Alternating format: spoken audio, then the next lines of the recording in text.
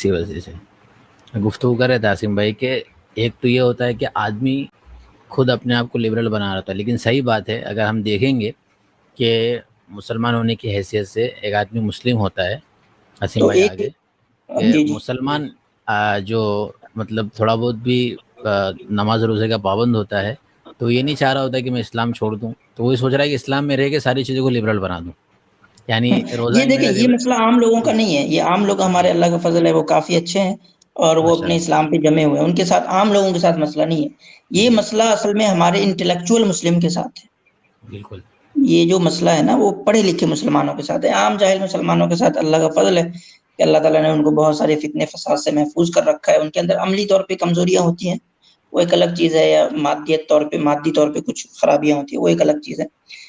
تو اصل پرابلم جو ہے وہ ہم جیسے مسلمانوں کے لیے جو مطلب چیزوں کو سمجھتے ہیں جانتے ہیں، تو اصل مسئلہ ان کے لیے کہ آپ دیکھیں گے کہ کوئی جاہل مسلمان جو ہے نا وہ اسلام کو لبرلائز نہیں کرتا، لیکن جو پروفیسر مسلمان ہوتے ہیں وہ کرتے ہیں اسلام کو لبرلائز۔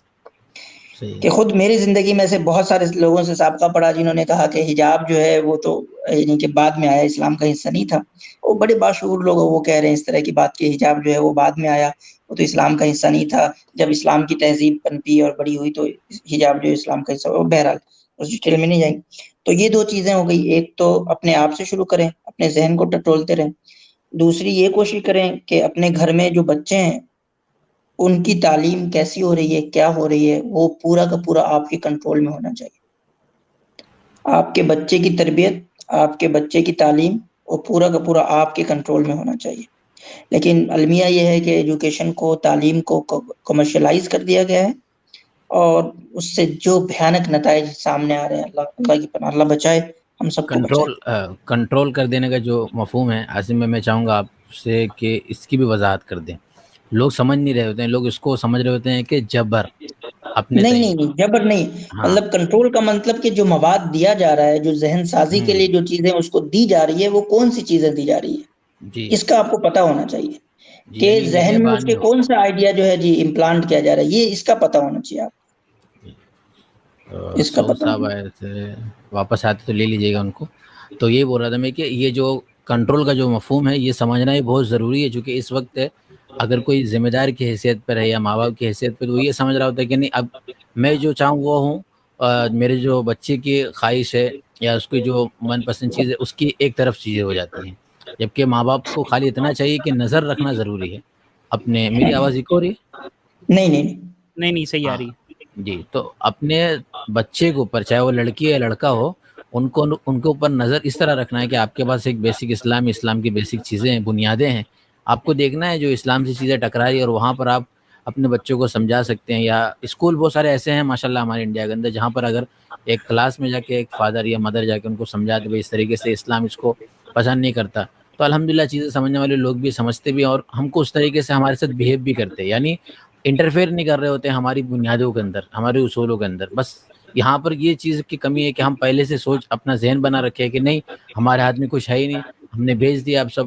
ٹیچر اور بچوں کے ہی ہاتھ میں ہے، جو بچہ بولے گا سب پہ ہاتھ کرتے چلے جانا ہے اور کچھ پوچھنا بھی نہیں اس سے، نہ اس کے بارے میں کچھ خبر رکھنی ہے عاصم بھائی۔ یعنی بچہ